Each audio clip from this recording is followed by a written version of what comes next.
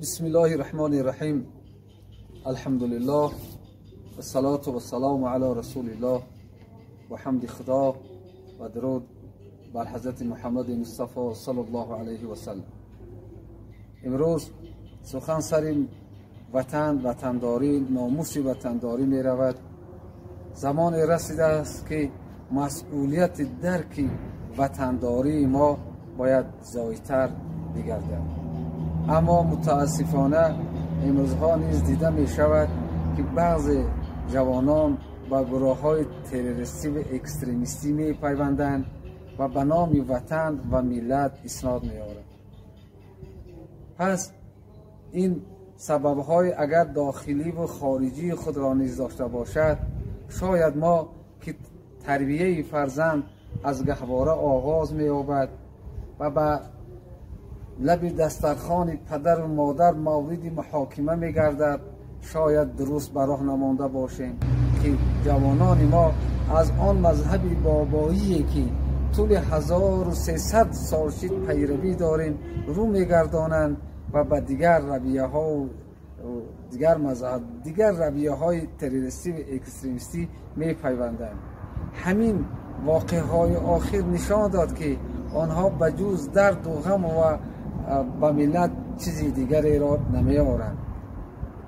اگر مسئله وطن را چه از نگاه دینی و چه از نگاه دنیوی اگر کمی به طب ساده و عادی بررسی بنماییم، یک عباره ای که حب الوطن من الایمان، که دوست داشتن وطن از شاخه های ایمان است.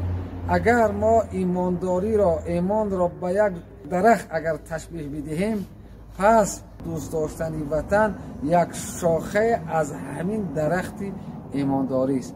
کسی که اگر وطن را دوست ندارد، پس آن شاخه ایمانی او، آن درخت ایمانی او نقص دارد. پس ایمان ما با دوست داشتن وطن کاملتر میگردد و کمتر نه.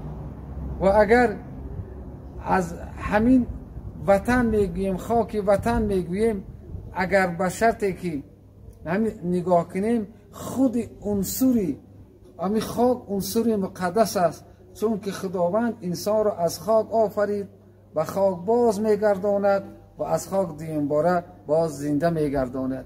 خود خاک مقدس است، اما خاک وطن باز مقدس تر است.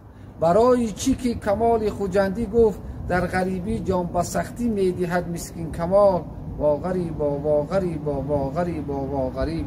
برای چی که تیمور ملیک وقتی مردن آرزو نمود که عطر کفن ز خاک وطن کردم آرزو، و حسرتا که میبرم این آرزو به خاک.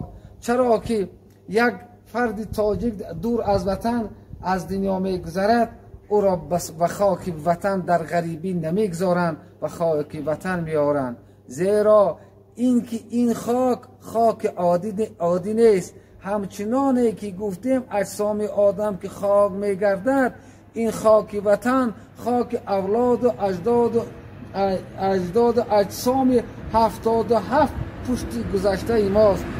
پس کسی که به این خاک و به این وطن خیانت بکند، خیانت به 77 اولاد و پشت گذشته خود کرده است. همین شاعر گفته است که وطن نان و وطن جان و وطن ناموس و وجدان است. وطن از گوشه ایمان هر فردی مسلمان است. اگر یک تحلیل امروزه دنیوی بکنیم، شما به همین سرود ملی نظر بیافکنیم، در آنجا آمده است که تو از امید رفتگان ما نشانه خود چیست؟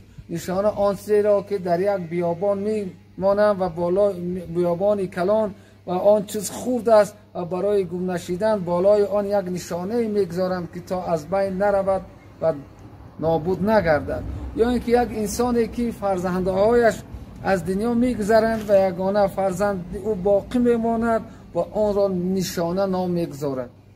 پس این تاجیکستان امروز نشانه از آل سامان و از کروش کبیر و از ساسانیان است. این تاجیکستان امروز از دوران کوروش کبیر همگی 1%، از دوران ساسانیان 3% و از دوران سامانیان 7% را تشکیل می‌دهد. یعنی یک گوهر، یک نشانه، یک برای ما باقی مانده است که هرگز به آن خیانت کردن را نشاید.